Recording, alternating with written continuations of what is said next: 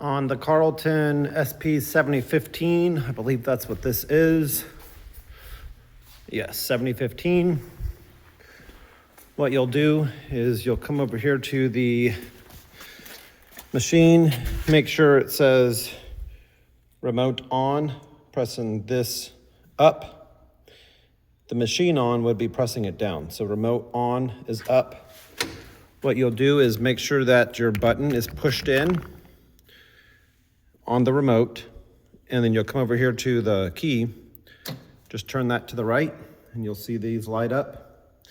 Come over here to this, hit this right one down once, and you'll see it blink, and then turn it, and then that'll link the remote to the machine, and then it'll say wait to start.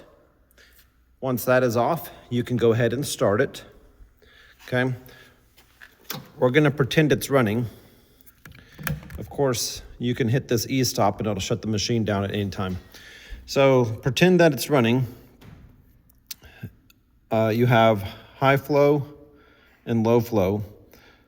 Low flow, you'll be able to move your head. High flow just makes the machine travel faster, but you won't be able to use any of the functions as far as the cutter wheel. Your cutter head, obviously, left, right, your travel forward and reverse, four-wheel drive and two-wheel drive. You shouldn't really need that unless you're trying to push a load of chips with the blade or trying to load it up onto a steep trailer. Your front or your wheels left and right, your cutter head up and down. You need to pay attention to this. I will say this. This belt's not going to bust.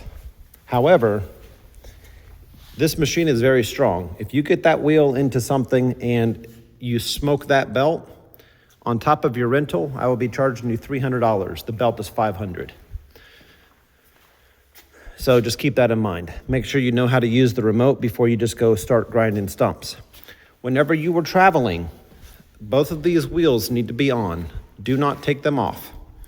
They do come off, yes, to get into a back gate, but we've already replaced a hub on this. I've only owned it for a couple months, and we're not going to take these hubs off anymore. I rent out smaller stump grinders that will fit through 36-inch gates for that reason. So on this, keep those wheels on and make sure this head is even whenever you're traveling.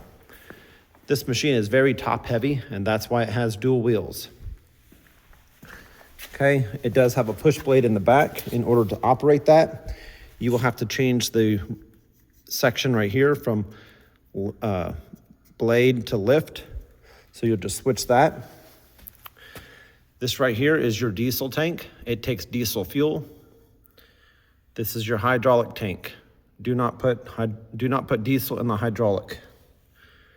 Whenever you're done with the machine, blow off your radiator, blow off in these compartments, and that's how it is. If you have any questions, let me know.